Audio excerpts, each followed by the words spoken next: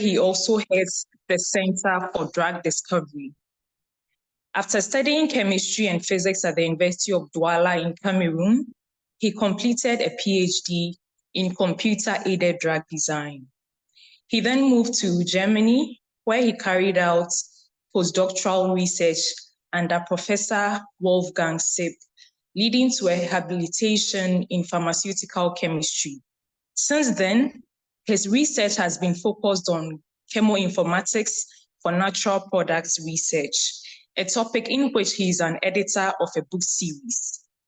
He holds several editorial board appointments, including as an advisory board member of the journal Natural Products Reports, with an impact factor of 11.9, and is passionate about drug discovery from natural products identified from African medicinal plants. His major contribution is the development of the African Natural Products Database. He is a conference organizer, a well-sought-after conference speaker, and well-published and cited scientist with an H index of 32 and almost 3,900 Google Scholar citations.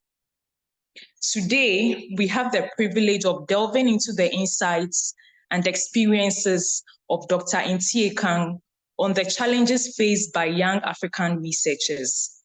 With a keen understanding of the nuances within the research landscape, our speaker is well equipped to provide us with valuable perspectives and strategies.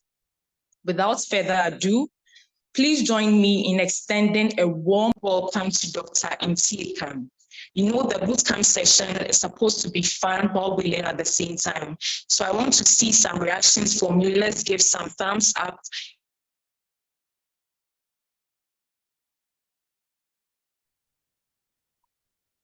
Okay, do you see me? All right, so let me share my slides. All right, I suppose my slides are now visible. Yeah, they are. All right, thank you very much for the opportunity to motivate somebody out there. I'm Fidele, that's my name. I come from University of Boya. As you have seen in the introduction, I work in the pharmaceutical sciences, even though my training is very complex. I was trained as a chemist, then as a physicist, then I later on focused on the interface between chemistry, physics, and biology. So I do research in drug discovery, and I was privileged to be funded by the Bill and Melinda Gates Foundation to be able to set up a Center for Drug Discovery, which we are currently putting up at the University of Boya in Cameroon, where I have met my colleague Eunice for many years, and we have been collaborating in the area of looking at the visibility of scientists. A couple of years back, she was the head of research in our university, and she motivated me to give a talk in a meeting organized in-house, and I'm very excited to be part of this whole meeting. Thank you very much for the presentation, and thank you for the good introduction, right? So I'm moving forward to talk a bit about enhancing your visibility as a young scientist. You know, you can be doing a lot of work, incredible work, but until you are known, or until you make yourself known, no one will know what you're doing. And so I will talk briefly about, I'll start by introducing myself and the University of Boya. I will show you some web tools that are useful, which could be useful for making yourself more visible, including Google Scholar, ResearchGate, ORCID, Scopus and Web of Science, etc. And I will also show you how you can use to build your own personal website or the website of your university or research group. And also I will show you briefly how donor impact factors are calculated, and also other metrics like the H index that are used to rate scientists in different disciplines. Now, the University of Boya is found at the foot of Mount Cameroon. Just can see beautiful mountain there. The second highest spot in Africa, the highest spot in West Africa, actually only next to Kilimanjaro. We have a beautiful campus there and very exciting students, and our university is called a place to be. So if you have never been here, try to be in the place. Come to visit the place to be. We have a nice website. You can read a lot of information from our university. And we are at the University of Boya setting up the Center for Drug Discovery. And this is what I introduced to you at the beginning. And we are trying to use medicinal plants and compounds from medicinal plants in Africa to propose solutions for some of the diseases that challenge Africans. And if you have a barcode scanner or any kind of scanner, you can, if you scan this code that you have on my screen, you will certainly be able to get, if you scan this code, you can read everything about me, basically. So all that information is found in there. Of course, I will share my slides with all of you so you can read a lot about that. Now, the next thing is that, of course, after this talk, you can always write me an email. You can write me an email if you are interested in if you have need some help, like setting up a personal website or group website, or making yourself visible in Google Scholar or ResearchGate or anything. You can always write an email. My email is available. Another thing you can do is that you can visit the website of the University of Boya Center for Drug Discovery and know what we do if you are interested in the area of drug discovery. Another thing you can do, the third thing you can do is that you can always check this database, which we call the African Natural Product Database, african-compounds.org. You can read a lot about what we have been doing there. Now, with all this information available online, you can, of course, if you're in Cameroon or somewhere, you can always visit this beautiful building, and you will be there, and you will be very excited to talk with you. Now, looking at this, I would talk briefly about research visibility. Now, there are quite a number of web portals and websites that you can visit, and you can create a personal account in most of the cases, like Google Scholar, like ResearchGate. You must have heard about this. I would say, how many persons, if I would want to know, how many persons have been familiar with Google Scholar?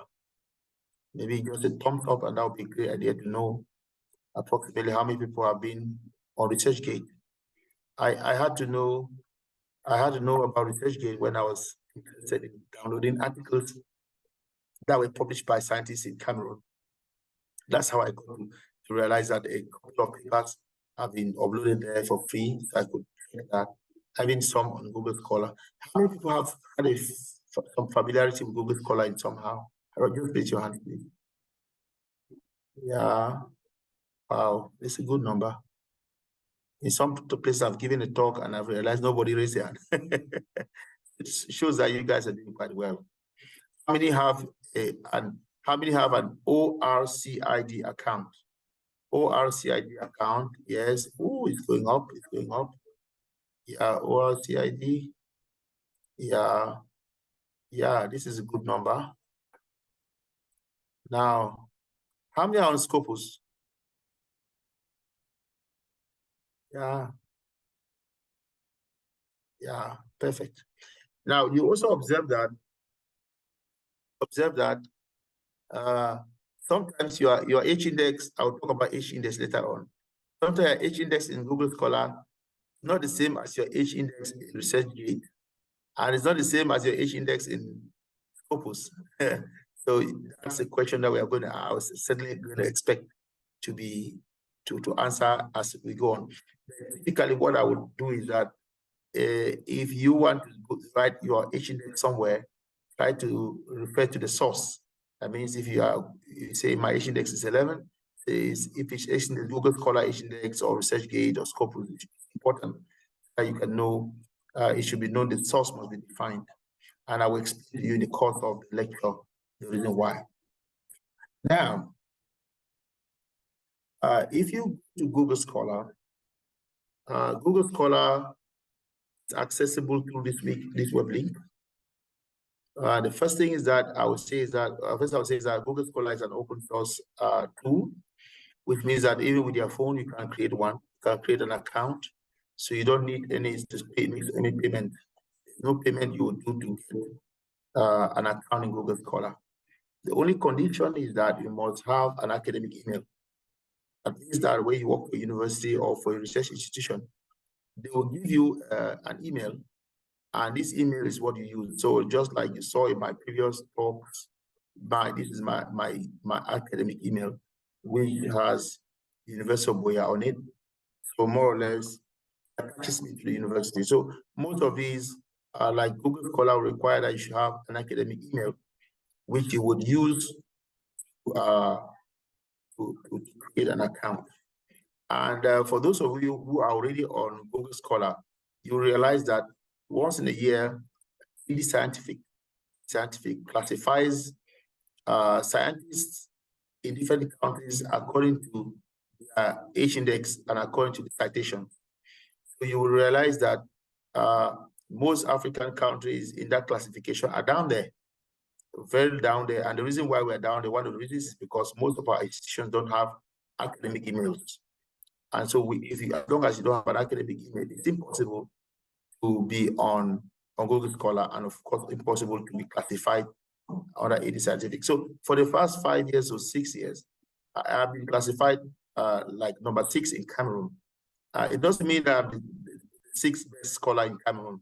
It simply means that of all those who are on Google Scholar, I'm number 6. So I've got to have quite fascinating scientists who are doing excellent work. They are not classified because they are not on Google Scholar. So this is very important. The first thing is that if you want to go to Google Scholar, the first thing is to have an academic email with which you can create an account. Now, what does it do? It's a search engine that collects all of your publications. So once you are writing papers, make sure your name in your papers are written in the same order. So all my papers carry Fidele Ntie-Kang. That's how my names are written. Now, if I change the order, most likely Google Scholar may not get all of my papers. So I have a colleague who went to the meeting, and because his names are misspelled in Google in his papers, sometimes he found himself on different Google Scholar accounts. So it's good to create yourself a Google Scholar account and maintain one of it so that all your citations, all your publications are going to appear there. What does it do? It calculates index and other metrics. I'll show you the other metrics in a while. So Google Scholar gives you more or less an indication of how many papers you publish, how cited they are, and how many times they're cited every year. So very often, some funders are interested in funding scientists of particular discipline. They will simply go to Google Scholar for keywords. So keywords. So when you create a Google Scholar account, try to add your keywords there, because very often people are interested in your keywords. They are interested in your keywords. Okay, that's the first thing. So once you have your keyword and you have created your account, it's certainly going to be visible. So that each time someone types your name, they can see your institution. You can actually link the Google Scholar account to your website, the university website, or your personal website, or your research group website, and that way you can be visible. And I tell you, there are some grants that are selective, so the funders don't have time to review all the many applications. Simply go to Google Scholar, key in type in the keywords, and look for scientists working in this area and invite them selectively. So which means that on your Google Scholar account, through your university email, you can get an email inviting you to submit a grant proposal. So these are one of the advantages of getting yourself there. Of course, you can always read articles and download them. When the articles are available, you can always download them. You can just if you are doing this, it's a very good search engine to do research. But in a particular topic, you can always just Google the words, the Google Scholar, the keywords. From there, you are going to be able to do your proper literature search. Now, my own personal Google Scholar account is on this link. So if you have this presentation and you click on the link, you're going to find my own Google Scholar account. And this is how it looks like. This is how it looks like. So if you look at my Google Scholar account, this is how it looks like. So you would certainly get information about me, about the fact that I'm affiliated to University of Boya Center for Drug Discovery. And of course, you can click on that web page, you can get to our website, research website. And it tells you the keywords that I work on. It tells you that I work in drug discovery, tells you that I work in competition of biological activity, tells you that I work in chemical databases, whatever that is, right? It must not be known exactly what that is. It gives you the keywords that have to do with what I do as research. It gives you a clear idea of what I do. And then, of course, my papers, the papers that are published, are arranged there, and the number of times they have been cited. So it gives me that tells you that the most cited paper I have has 230 citations, and that paper was published in 2013. And the next one has 115 citations, and so on and so forth. What are citations? Citations are simply the number of times that somebody has referred to my article in their own article. Because when you write an article, if you're a young researcher was never published, when you write an article, typically you have a list of references, or what we call a reference list. Now, on your reference list, you have many articles, many citations. You cite papers, cite previous works that were done in that area.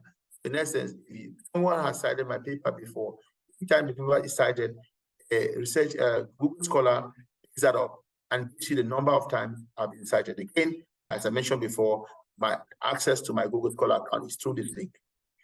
And the good thing is about Google Scholar is that it tells you the total number of times I've been cited. It tells you that my work has been cited 3,418 times, and tells you that my age index is 32, or explain to what that means. And of course, it also gives an index, and I'll also tell you what that means. Now, it tells you that my papers have been, that the number of times I've been cited for the past 5 years, that's since 2018, this is the number. Okay? More or less, it just doesn't just the number of times people have been cited total, the number of times that have been cited for the past 5 years. Another good thing about Google Scholar is that it gives you a histogram that shows you how many times, how the citations have flown over the past years. You see that for the past 3 years, my most cited year was 2021.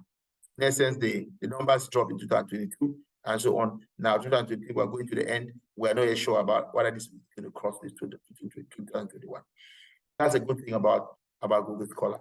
Now, of course, Google Scholar is not very credible for some funders because they think that Google Scholar has a lot of noise in it, has a lot of even it picks up even preprints which are not papers that are not really published, and picks up conference meeting presentations which are not necessarily publications per se. And so, if you look at that, you're going to realize that some funders don't find this very credible. Okay. Now, the next thing I would say is we'll talk about ResearchGate. Now, ResearchGate is an open access tool.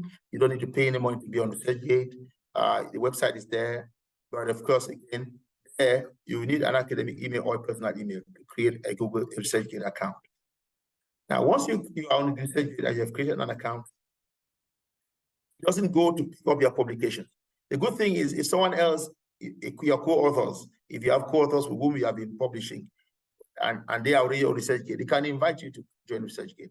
And when you join ResearchGate, the papers that they have published together with you, where you are a co-author, have already been uploaded by them most likely. So you go there and you already have pick up these articles and accept that you are a co-author there. And so these are added to your account automatically. But that's not the case.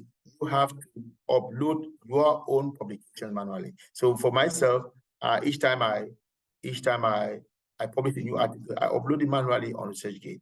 And once that happens, the search engine there calculates my citations automatically.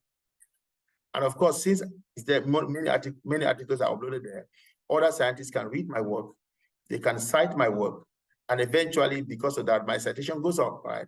But of course, it also calculates the H index and other metrics. And of course, you can visit my personal ResearchGate account there. And this is how it would look like if you go there. You would see my name with a nice picture of me. I think that's the same picture that appeared on your conference website. And then it tells you where I work, and it tells you what I'm interested in doing. For example, I'm looking out for collaborators to develop drug discovery project in University of Boya Center for drug discovery. And it tells you the H index. Now you see that the H index is 31, not 32, right? So in essence, it shows you that Google Scholar has a lot more trash in it that was not uploaded by me in ResearchGate. Now, of course, it tells you the citation has been lesser than those in Google Scholar. Because if you go there, you can read my profile, go there, it tells you basically the different things I've done and the different schools I attended. It tells you the number of times I've uploaded research material. It tells you the statistics like the RG score and other things, and so on and so forth, and how many people are following me on research. It's more like also a social media platform, right? So it's not just a research platform, it's also a social media platform where you can actually read a lot of things about what I do. And if you are interested in collaborating with me, you can actually write me an email. Just send me a text. And actually, I can, you see there, I have so many messages I've not read. So I'm sorry for that.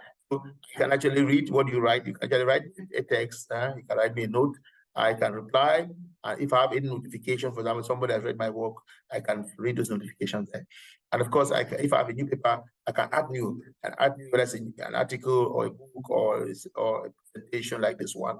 And so I can, so it's a very flexible platform, you know, and that's it. And of course, ORCID, I can talk about that too. It's a nice platform, but and the good thing about the ORCID is that it's a unique identifier code that no one else can use. You know, it's for free for every scientist that is interested in going there. And once you create ORCID, you can always actually put it on the base of your email, on your signature. So those who want to read about your work, and always you write an article or you write an email. When you write an article, some journals insist that before you publish, you must have an ORCID account. So there, that link appears on your article, so that anybody who is interested in reading your work can just go there and click OK and have access to your ORCID account and read more about it.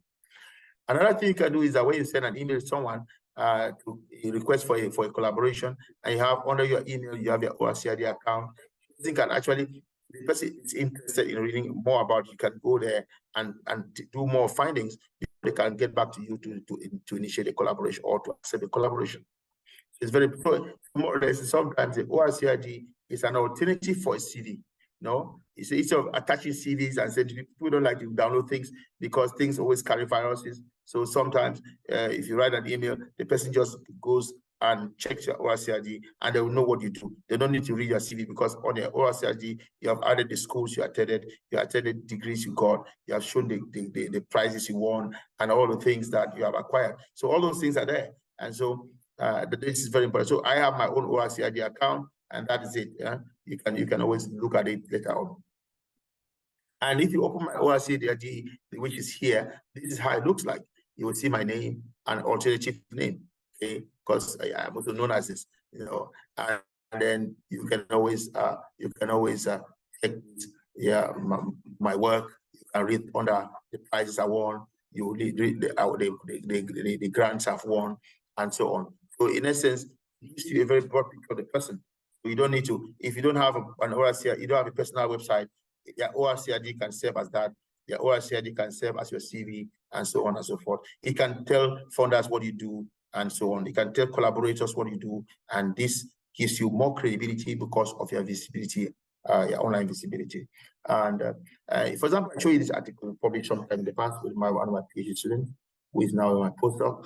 So this article that you read here, you see it, I'm sorry, the picture is a bit blurred, but you can always go to this article, the title is there, you can always check it on access, you can read it.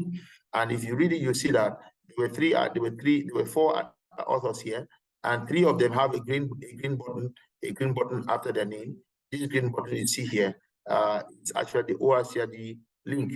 When you click on that green button on the article, you can have access to our ORCID account and you can read a lot about us. So most journals now insist that you link your submission account to the ORCID so that when the paper is published in the final version, the ORCID link appears there. All right, so that's it. That's about ORCID. And I talked briefly about Scopus and Web of Science.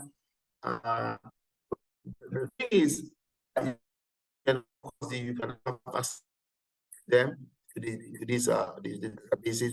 You can actually just log on them and see what you have there. But Scopus, differences, Scopus has a type of conferences that say Scopus covers a lot more conferences, whereas Web of Science covers a lot more journal publications. In some fields, like in economics and in computer science and in social sciences, conference presentations are very important. While for us, the core sciences like chemistry and physics, article publications are more important. So each of them has a different characteristic. Another one limitation about Scopus is that there's limited coverage of conferences that happened between 1990. So conferences that happened between 1990 are not well covered there. But it will not give you a good metric of the core in the core sciences. Like I mentioned before, it's focusing more on the social sciences, and of course you would have a lot of fun citations, like citations that are not really citations, are not regional citations, and this is also common in Google Scholar. But because Web of Science typically will exclude conference citations, so because the Web of Science usually have a weaker H index for most scientists than Scopus. But you must note that each database is likely to be a different H index. Okay? For the same scholar, like I mentioned, like in my case, I saw Google Scholar give 32 H index, whereas in ResearchGate it gave 31. And most likely, if you go to Web of Science, you're going to have around 26 or 27 or maximum 28. It tells you that there are some information like citations from conferences that will not be considered in Web of Science. So for the same scholar, you are going to have different citables and so on and so forth. So in essence, not all conferences are found in Google Scholar, but most likely for Scopus, conferences that happened before 1990 are not going to be covered.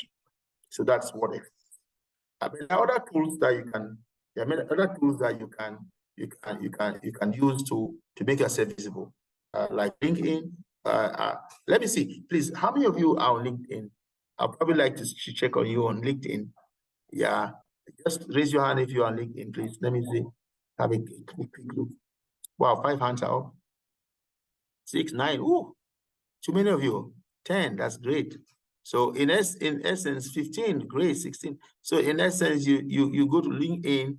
Some people go there to show their birthday, pictures of their babies. Others go there to say they have a new product in the market. 13. That's great. Others go to LinkedIn to say they have a new grant, they are going for a new conference. There's this SFI, there's this SASFI virtual conference that's coming up. They announce it there. So LinkedIn is also one of those social media platforms that is more academic and professional. So it's not like Facebook where every trash is there. You know what I'm saying? I'm sorry if you're a partner in Facebook. All right. How many of you are on Twitter? I suppose that, Twitter accounts. Yeah.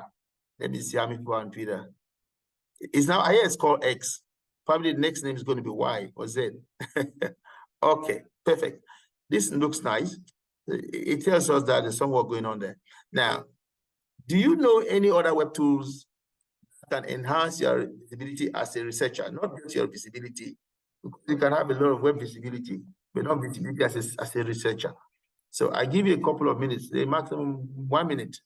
1 minute, type on the chat what other tools are available that you think can be useful to enhance your research, your visibility as a researcher. So I'll give you a couple of minutes and I'll be able to check on the chat after 1 minute.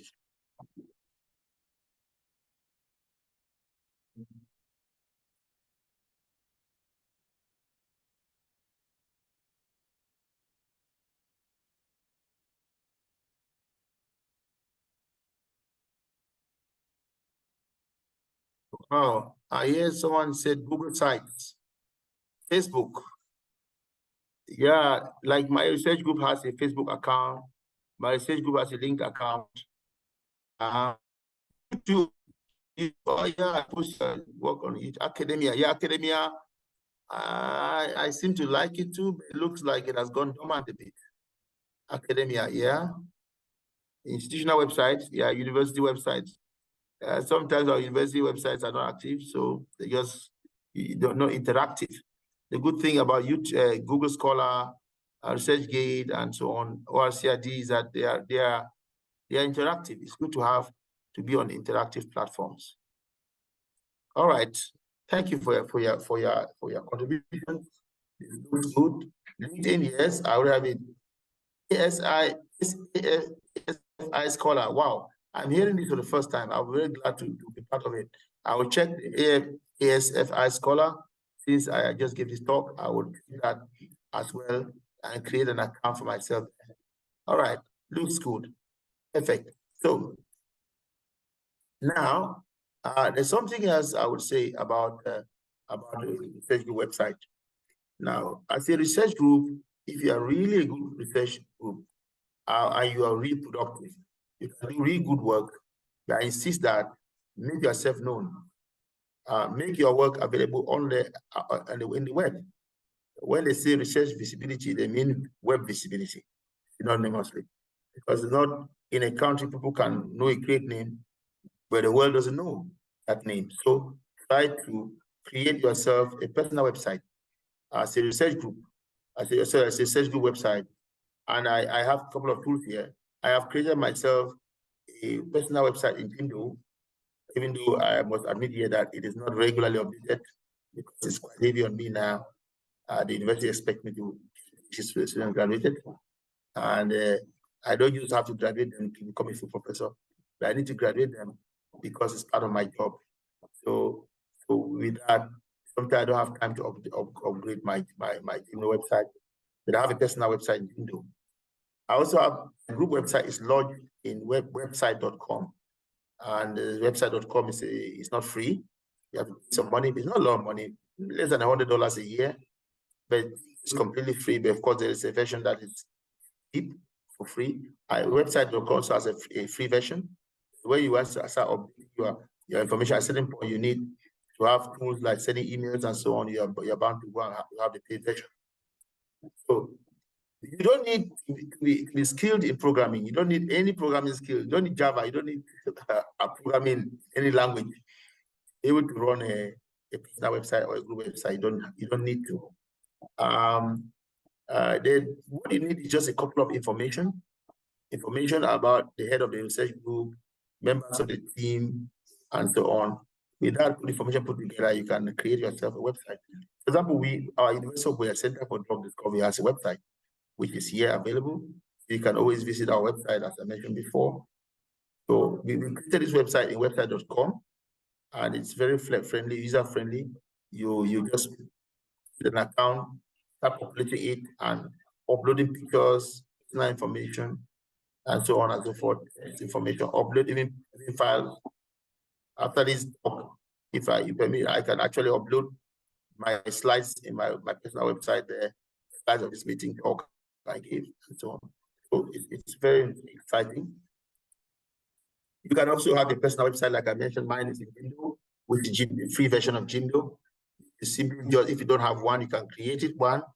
You upload your personal information and your achievement, and you show your networks. Because today people talk about research, and when they talk about research, they refer to collaboration.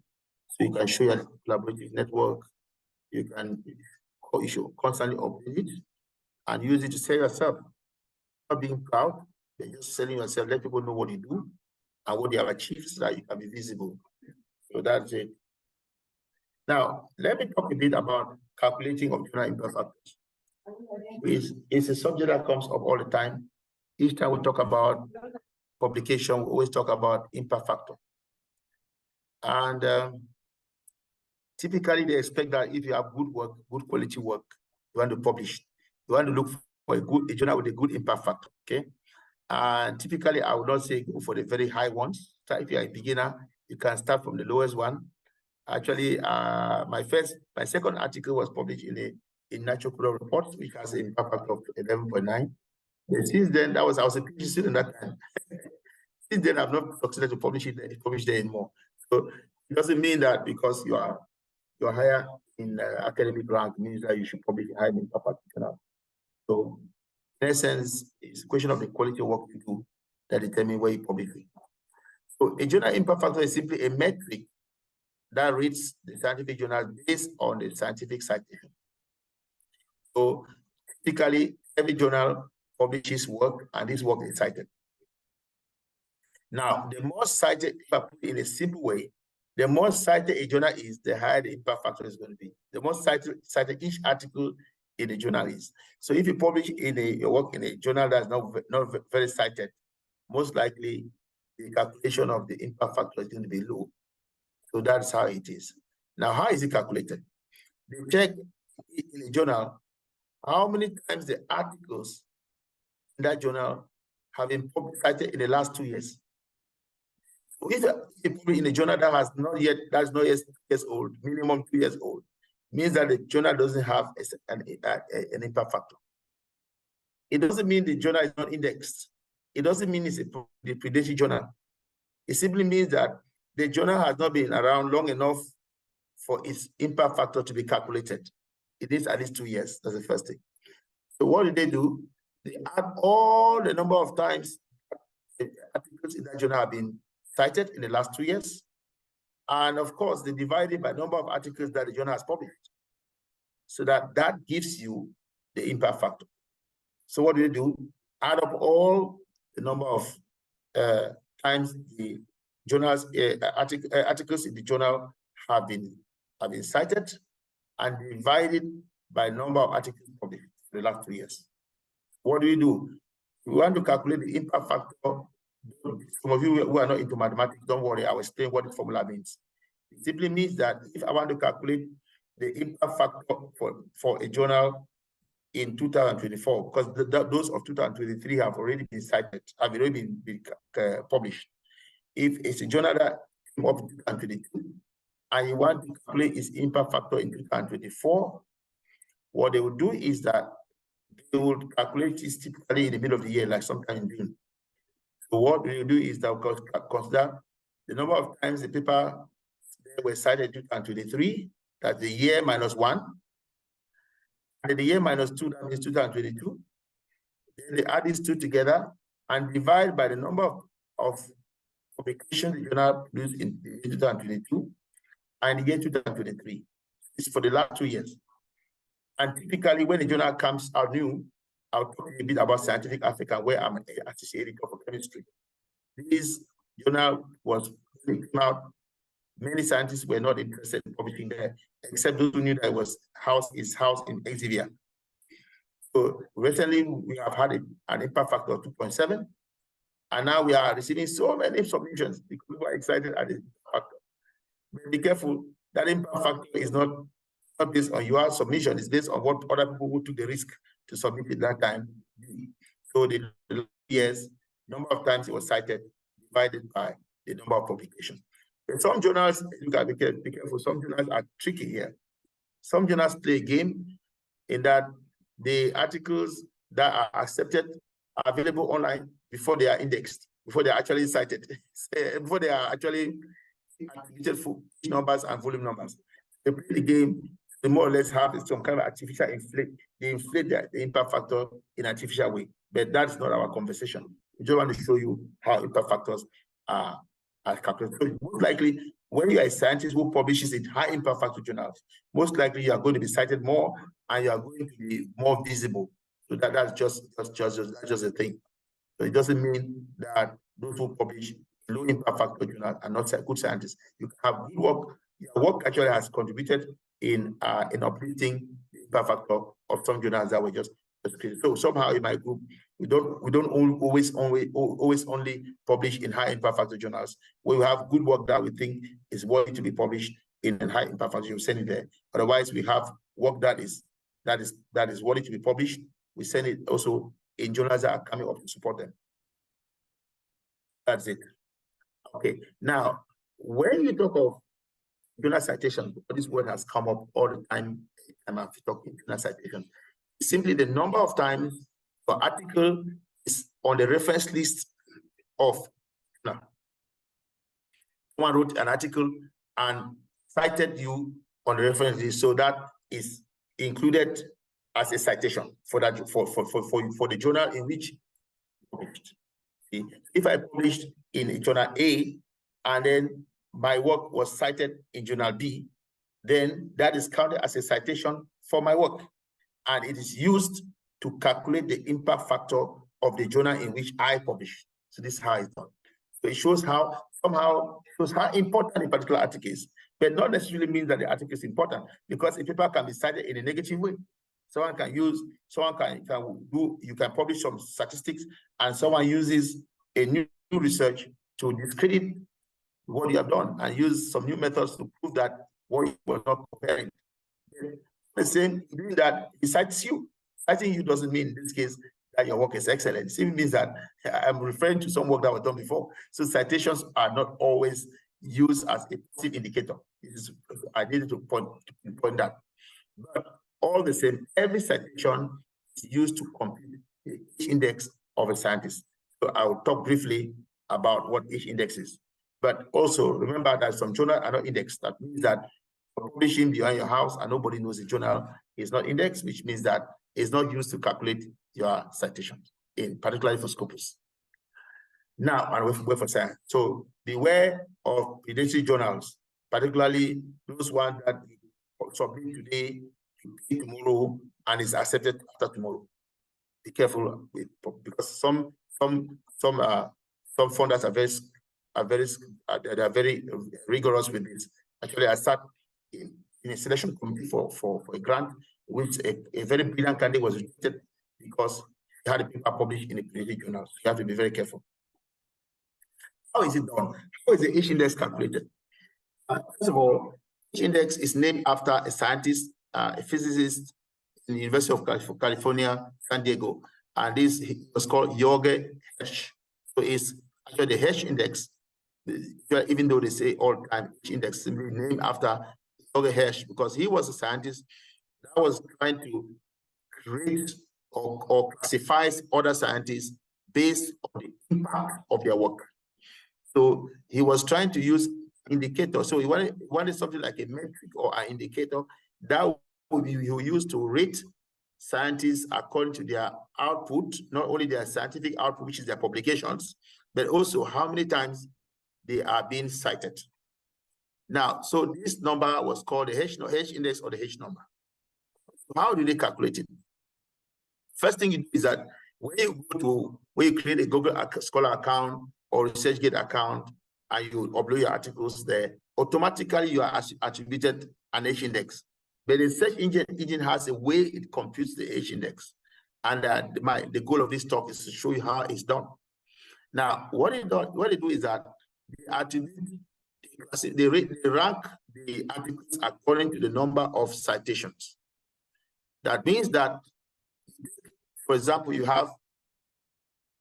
you have 5 articles, Article A has 10 citations, Article B has 8 citations, Article C 5 citations, Article D 4 citations, and Article E 3. These articles are ranked this way.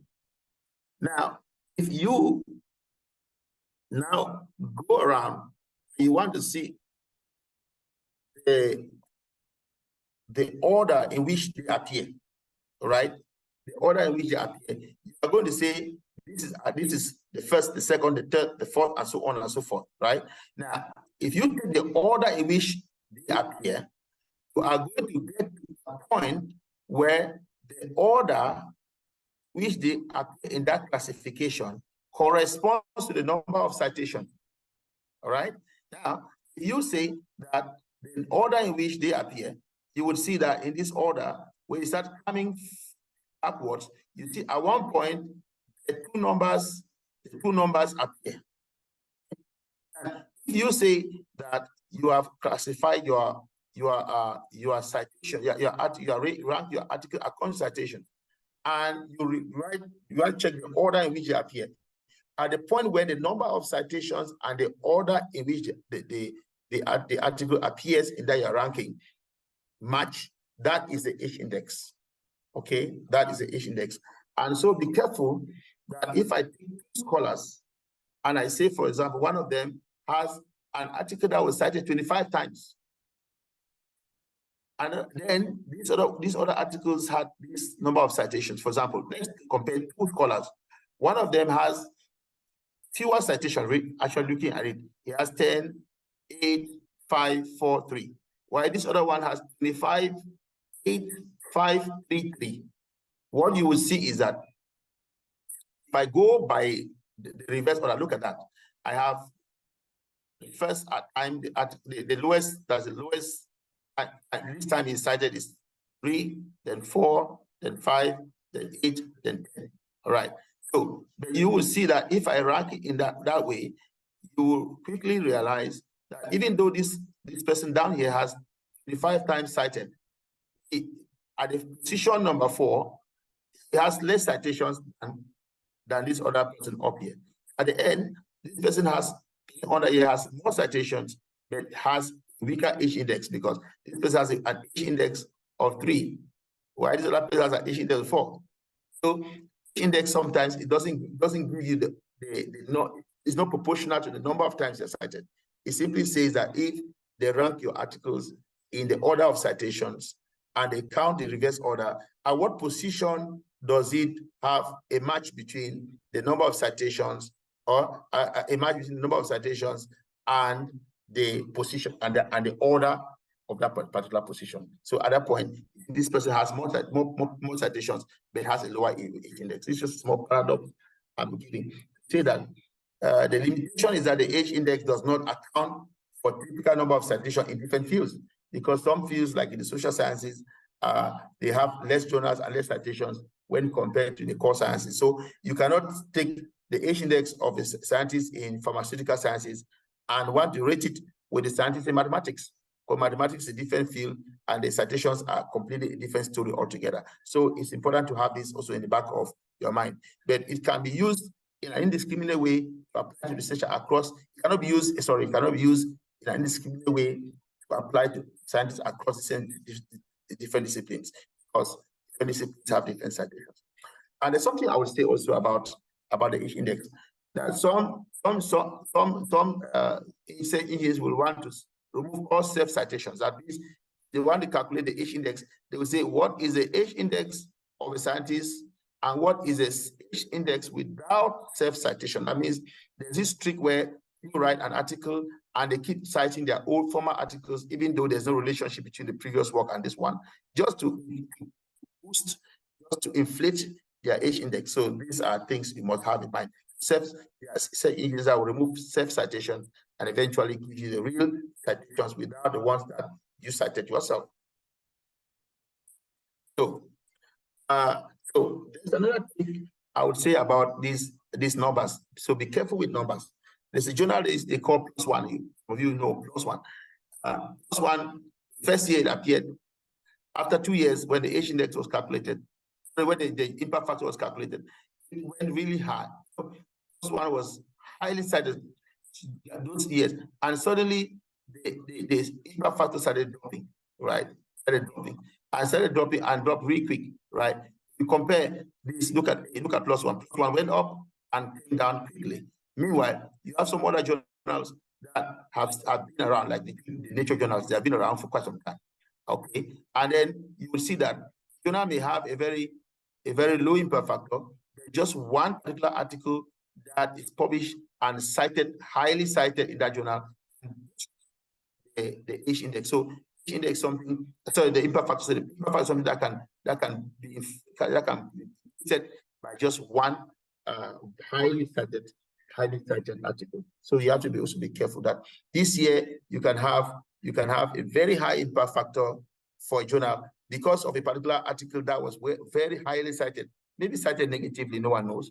And in the next years or so, the impact factor of the journal drops.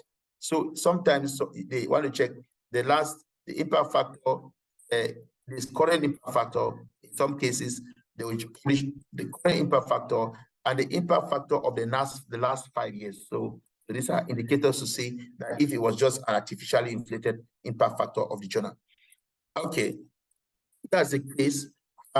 There's a way you can make yourself known. There's a way you can sell yourself by research visibility. What you do is that you try to make sure that your academic research group website, your research output, your publications,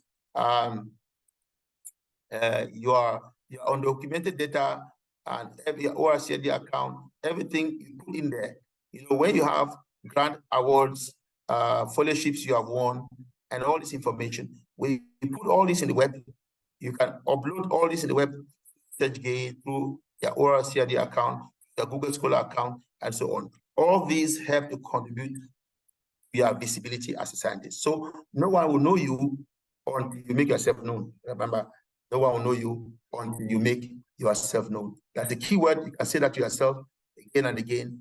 No one will know you until you make yourself known. I'm grateful that you were able to listen, and I'm sorry for discussing your program because I did catch up another meeting. But again, can we make ourselves visible? I'll borrow the words of former President Obama. Yes, we can. How? By putting our information in the web. Thank you very much for your kind attention. I'll be willing to take a couple of questions if time permits.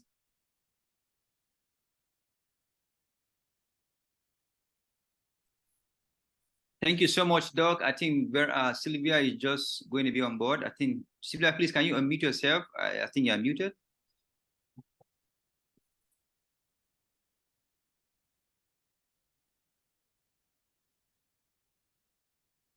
Sylvia, you've been asked to unmute. Can you do that?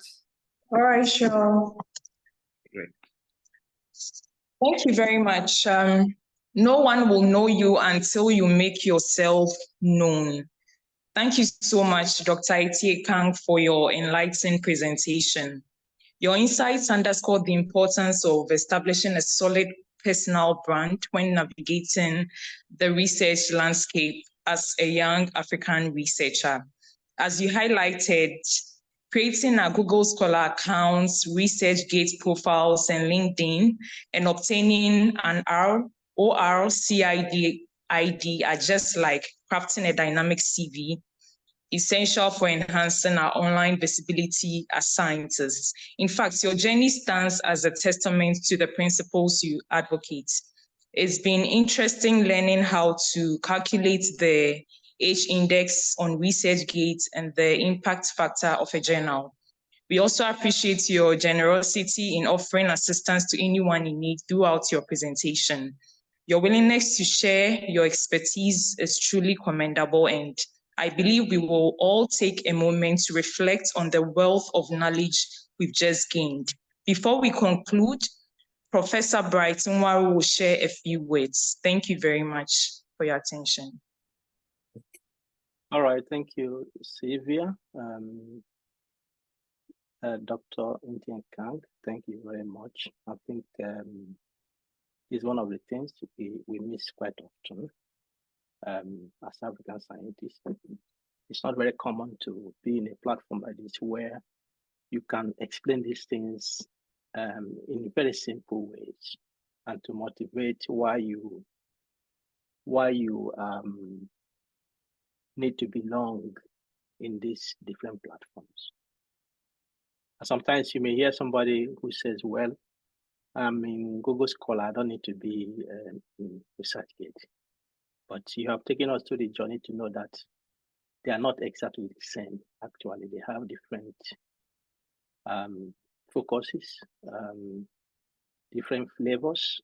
And if you want to achieve visibility as a researcher, it's good to belong to more than one platform to achieve that. And of course, I like the point you made. It's not being proud of what happens, but really as scholars, as scientists, that is the only way we can increase our impact actually. Because the more you are known, the more your work can be relevant. Recently, there's a trend that has been coming, and I encourage my PhD students, instead of, for instance, using a table, use a figure. Because Google has a way to populate figures. And it makes it easier if somebody wants to use your work, can actually take your figure and show in their slides than taking your tables of writing numbers. So there are different ways impact can be increased. So thank you very much for this. I really appreciate this. And I hope that this is the beginning of a journey to get more in touch with you, to share some of this with young African scientists, which most of them are here compared to the other ones. Somebody mentioned when you were asking them to write down some of the platforms that they think can increase visibility. Someone mentioned As We Scholar. Well, because you're here, I don't know what your time is tomorrow. I want to just highlight that we are very much excited. That's one of the things we are launching tomorrow, the Ask the Scholar, and that is for Africans. And some of the things you have mentioned, this is the, I will not share the link now. We'll share it tomorrow after launching it. So if you want to know what is here, come tomorrow. But just to give you some appetizer, we call it one-stop shop for African scholars to learn, mentor, collaborate, publish, be visible. So this is what we have created, and we have been working on this for the past 2.5 years. We have been dealing with this, and we're happy that it is ready. It's ready. So, like the ResearchGate or Google Scholar, Dr. Ntie-Kang mentioned, if you come to the Ask the Scholar, you sign up. Okay, you sign up yourself. When you sign up yourself, I will not show you inside. Inside it, there are a number of things you can do. So, for instance, what Dr. Ntie-Kang has made today is presentation. If you want people to have access to this presentation, this Ask the Scholar has facilities where you can upload content.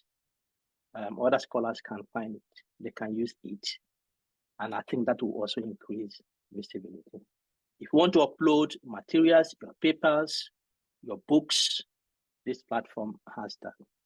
It's a place to collaborate. When you sign in, inside it, you can find other scholars. You can search for scholars in Africa and associate with them, generate ideas.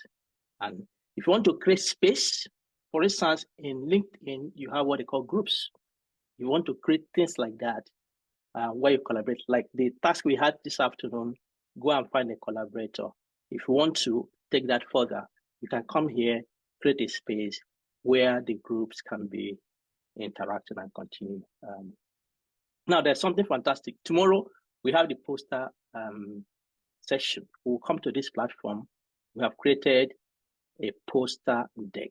For example, here, this is a poster deck. So the posters tomorrow will be uploaded. And here you can see where we'll be viewing them. This is a sample. Here we record how many people have visited this poster. You can like it, you can dislike it. You can actually download this poster, all within this platform. And finally, one of the things that this platform will do, and tomorrow we'll talk more about that, the technician will come around and help us to navigate around, is that what we are doing today and tomorrow and next tomorrow is a virtual event. In this platform, if you want to have meetings, we created inside this platform, create a link and have your video meetings within the Ask the Scholar. So it's a one-stop shop. A lot of things can happen. And we have been thinking of African scholars. With that, I tell you, many of you will not need to subscribe to Zoom or buy Zoom space anymore. We'll be offering it for 1 year, free of charge to African scholars. So if you think you have scholarly meetings you want to have, virtual meetings that bring people from different places, we'll have a way that we can record that and give you links to have your meeting. This is for Africa. We mentioned it in the morning. It takes Africans to change Africa. And I think this is a platform that is good to contribute to, yeah, somebody's saying I should wait for tomorrow. Tomorrow, I mean, I'm just telling you what is there, but when tomorrow comes, we navigate and see what is there. So thank you, Dr. Ntie-Kang, for this, and we appreciate your time. Thank you very much. Over to you. Thank you so much, Prof. It's just mind-blowing, you know, so it's mind-blowing.